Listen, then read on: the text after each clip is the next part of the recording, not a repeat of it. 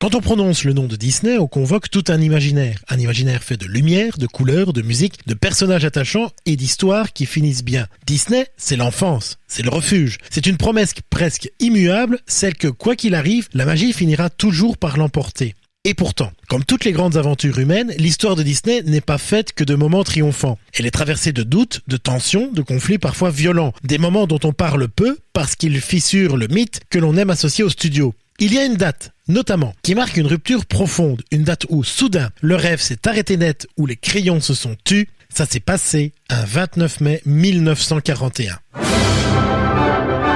Ça s'est passé en... Disney dans l'histoire. Nicolas Descamps, Corinne Yerno, sur DLRP.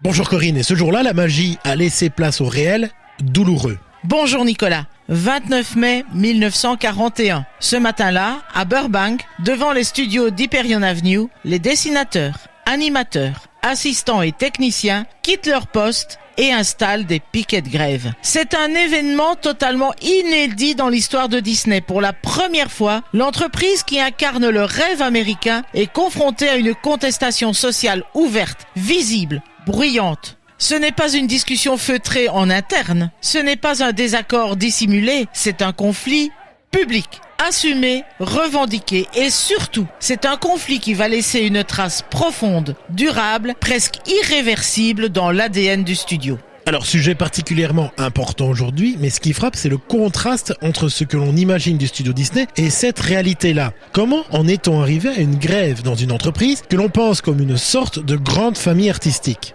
C'est justement là que se situe le malentendu. Pendant longtemps, Disney fonctionne sur une image très forte, celle d'un atelier créatif dirigé par un homme charismatique, visionnaire, presque paternel. Walt Disney connaît certains de ses animateurs par leur prénom, suit leur travail de très près, partage avec eux une ambition artistique immense. Mais à la fin des années 30, le studio change d'échelle. Après le succès colossal de Blanche-Neige et les 7 nains, Disney devient une véritable industrie. Les effectifs augmentent rapidement, la hiérarchie se complexifie, les rôles se spécialisent et surtout, les écarts de salaire deviennent considérables. 2 animateurs travaillant sur le même film, au même niveau de responsabilité, peuvent toucher des rémunérations radicalement différentes. Certains vivent confortablement, d'autres éprouvent de réelles difficultés financières. Or, ces disparités ne sont ni expliquées, ni discutées ouvertement, ce que beaucoup d'artistes ressentent alors comme une forme d'injustice. Et de plus, il faut rappeler que le contexte n'est pas simple pour Disney à ce moment-là. Absolument, et c'est essentiel pour comprendre la crispation générale. Après Blanche-Neige, Disney enchaîne des projets d'une ambition artistique énorme. Pinocchio, Fantasia, Bambi. Aujourd'hui, ce sont des chefs-d'œuvre incontestés, mais à l'époque, ce sont juste des gouffres financiers. Et puis la Seconde Guerre mondiale éclate en Europe. Les marchés internationaux se ferment, les recettes s'effondrent. Le studio investit massivement dans des films dont les retours sont très incertains. Walt Disney est sous pression et il craint pour la survie de son entreprise. Cette peur diffuse se transmet dans toute la structure. Les employés sentent que quelque chose ne va pas et pourtant, paradoxalement, on continue à leur demander toujours plus de travail, toujours plus d'exigences, sans leur offrir les garanties ou la reconnaissance qu'ils espèrent. Et c'est là qu'apparaît alors la question du syndicat. Oui, et chez Disney, le mot est explosif. Dans les années 40, Hollywood est largement syndiqué. Mais Walt Disney refuse catégoriquement cette idée. Pour lui, le syndicat représente une intrusion extérieure dans ce qu'il considère comme sa maison. Il est convaincu que ses employés devraient lui faire confiance, qu'ils devraient comprendre que les difficultés financières sont temporaires, qu'ils devraient se montrer loyaux, comme lui se pense loyal envers eux.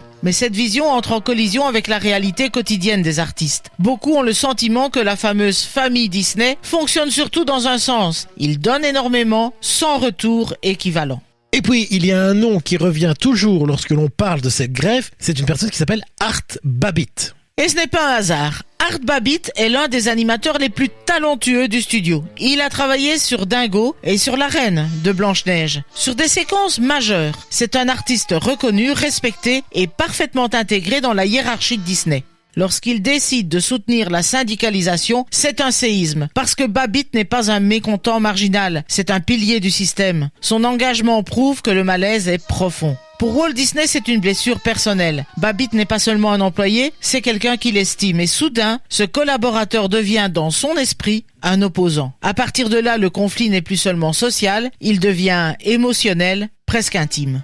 Alors revenons précisément à ce 29 mai 1941. Comment se déroule cette journée ? Bien ce matin-là, les grévistes se rassemblent devant les studios. Ils installent des pancartes, organisent des rotations, chantent parfois. L'atmosphère est tendue mais déterminée. Très vite, ce qui frappe, ce sont les slogans et les dessins. Les grévistes utilisent l'imagerie Disney elle-même pour protester. Mickey, Donald, Pluto apparaissent sur les pancartes, détournés, ironiques, parfois même accusateurs. C'est un choc symbolique immense. Les personnages, censés incarner la joie et l'enfance, deviennent des outils de contestation. Walt Disney vit ce moment comme une trahison ultime. Non seulement on lui conteste son autorité, mais on s'approprie son univers pour l'attaquer. Et cette grève, elle dépasse très vite le cadre du studio. Oui, rapidement, d'autres syndicats hollywoodiens viennent soutenir les grévistes. Des techniciens, des acteurs, parfois même des artistes d'autres studios viennent grossir les rangs. La grève Disney devient un symbole national, parce que si même Disney, incarnation du rêve américain, est touché par un conflit social,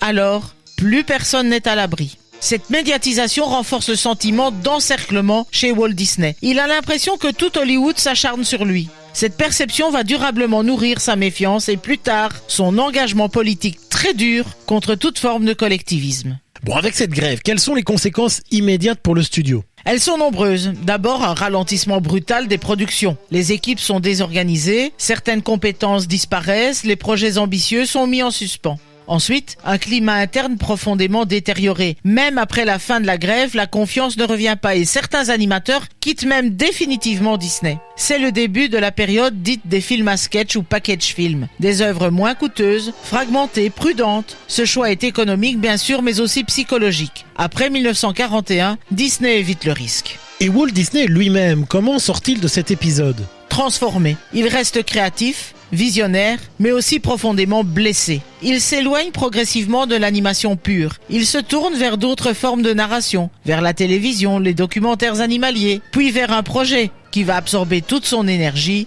Disneyland. On peut voir le parc comme une tentative de recréer un monde idéalisé, parfaitement contrôlé, où rien ne dépasse, où chacun a sa place définie, loin des conflits humains qui l'ont tant marqué. Dès lors, peut-on dire que le 29 mai 1941 reste une date impactante aujourd'hui ?